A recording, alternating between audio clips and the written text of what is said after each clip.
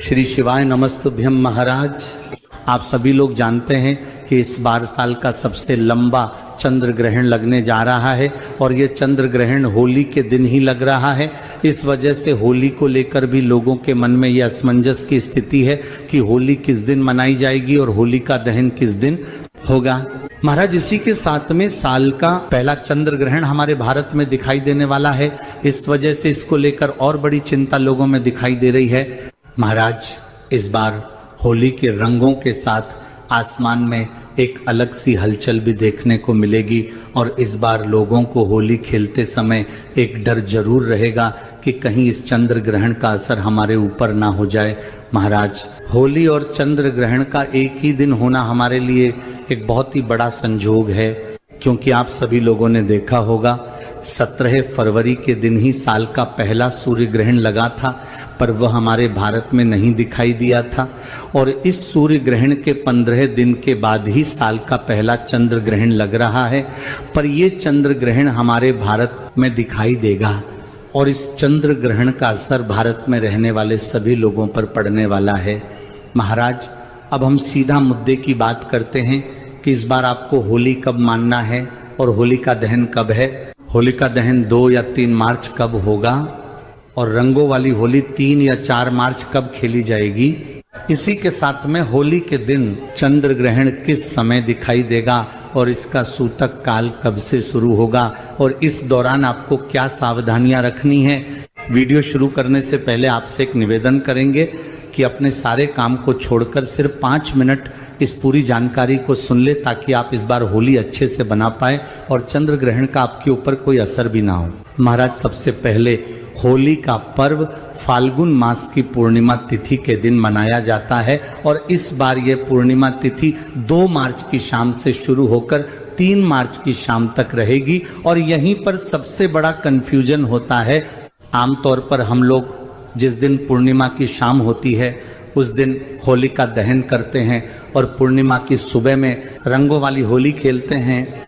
वही महाराज 3 मार्च की शाम को ही चंद्र ग्रहण लग रहा है और हमारे नियम में साफ साफ बताया क्या है कि चंद्र ग्रहण या सूतक काल में किसी भी प्रकार का शुभ या मांगलिक कार्य और अग्नि प्रज्वलित करना अच्छा नहीं माना जाता है। महाराज, ग्रहण के समय किया गया होलिका दहन शुभ फल नहीं देता है बल्कि अशुभ फल देता है। महाराज, अब प्रश्न यही आता है कि होलिका दहन कब किया जाए, तो हमारे शास्त्रों के अनुसार 3 मार्च को चंद्र ग्रहण है। इस वजह से आपको इस बार होलिका दहन 2 मार्च 2026 के दिन रात्रि में करना है। पर 2 मार्च को भी होलिका दहन में एक बहुत बड़ी बाधा है और वह बाधा है भद्रा काल, क्योंकि 2 मार्च को शाम होते ही भद्रा लग जाएगी और भद्रा काल वही समय होता है जो समय किसी भी शुभ या मांगलिक कार्य के लिए अच्छा नहीं माना जाता है।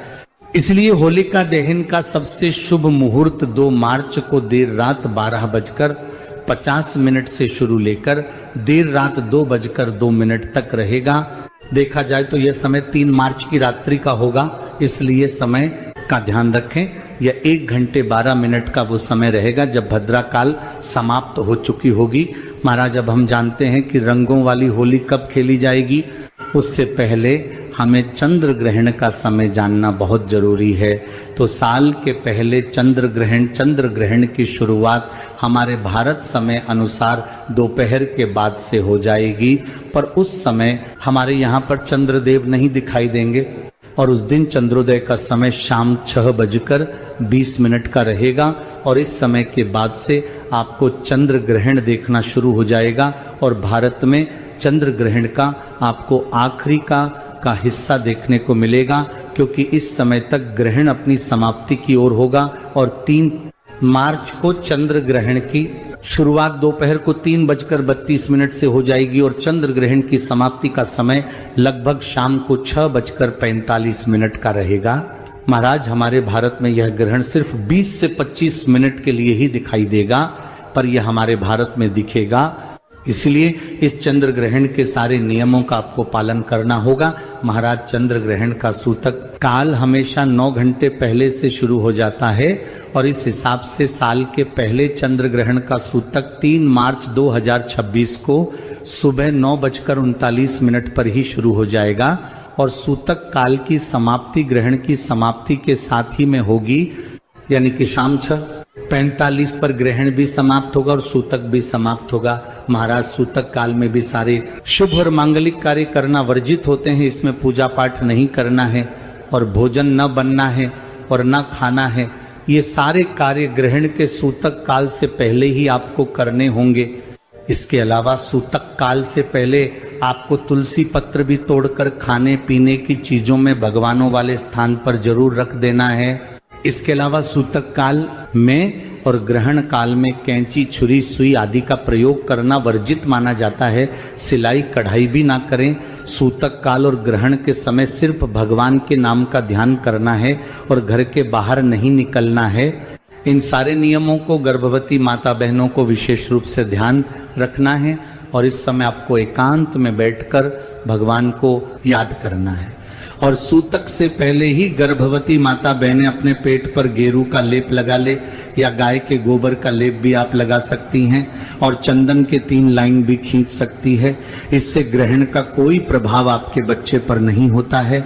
महाराज, अब हम आपको बताते हैं कि इस बार रंगों वाली होली कब खेली जाएगी। वैसे होलिका दहन की अगली सुबह हम हर साल रंगों वाली होली खेलते हैं। इस बार हमने 2 मार्च की मध्य रात्रि में होलिका दहन किया, तो उस हिसाब से 3 मार्च को हमें होली खेलनी चाहिए। लेकिन यहाँ पर 3 मार्च को सुबह से ही सूतक शुरू हो जाएगा और शाम को ग्रहण लगेगा। इसीलिए इस दिन हमारे शास्त्र होली का पर्व मनाने की मनाही कर रहे हैं, क्योंकि ग्रहण के दौरान शांत मन रखना चाहिए और भगवान का नाम जाप करना चाहिए। महाराज, इसलिए इस बार रंगों वाली होली 3 मार्च को नहीं बल्कि 4 मार्च 2026 बुधवार के दिन खेली जाएगी। इस दिन ग्रहण भी समाप्त हो चुका होगा और पूर्णिमा तिथि भी समाप्त हो चुकी होगी और चैत्र महीने की शुरुआत हो चुकी होगी। इसलिए इस बार पूरे भारत में 4 मार्च को ही रंगों वाली होली खेली जाएगी। महाराज, अब हम जानते हैं कि ये चंद्र ग्रहण कहाँ कहाँ दिखाई देगा। ये चंद्र ग्रहण मुख्य रूप से एशिया, ऑस्ट्रेलिया, अमेरिका और प्रशांत महासागर के क्षेत्र में दिखाई देगा। ज्योतिष के अनुसार ये चंद्र ग्रहण सिंह राशि और पूर्व फाल्गुनी नक्षत्र में लग रहा, यानी कि जिन लोगों की सिंह राशि है उन्हें इस ग्रहण के दौरान थोड़ा संभल कर रहना होगा। महाराज, अब 3 मार्च को जैसे ही चंद्र ग्रहण की समाप्ति होगी तो उसके बाद आपको कुछ नियमों का पालन जरूर करना है। जैसे सबसे पहले गंगा जल मिले जल से स्नान करना है और अपने पूरे घर में गंगा जल छिड़कना है। घर में नमक का पोछा लगाए और जो कपड़े पहने हैं उन्हें दोबारा ना पहने। महाराज, इसी के साथ में अगर आप लोगों को होलिका दहन की राख से कोई उपाय करना है या प्रसाद लेना है तो उस जगह पर आप 3 मार्च को ग्रहण के सूतक काल से पहले होली की राख को उठाकर ला सकते हैं और प्रसाद भी ग्रहण कर सकते हैं। तो उसकी तब आप महाराज, चंद्र ग्रहण के दौरान भगवान का नाम जाप करने का हमें कई गुना बढ़कर फल मिलता है। और चंद्र ग्रहण की समाप्ति के बाद ऐसा नियम है कि दान पुण्य करने से हमारे ऊपर चंद्र ग्रहण का कोई असर नहीं होता है और हमें इस दान पुण्य का कई गुना बढ़कर फल मिलता है। इसीलिए ग्रहण की समाप्ति के बाद दान पुण्य जरूर करें। महाराज, वैसे हमने आपको चंद्र ग्रहण के पहले ही आने वाले चंद्र ग्रहण और होली से जुड़ी हुई सारी जानकारी दे दी है, पर अभी भी अगर आपके मन में इस साल के इस होली चंद्र ग्रहण को लेकर कोई प्रश्न है तो वह आप हमसे कमेंट करके पूछ सकते हैं। आप ये वीडियो कहाँ से देख रहे हमें जरूर बताएं। श्री शिवाय नमस्तुभ्यम महाराज।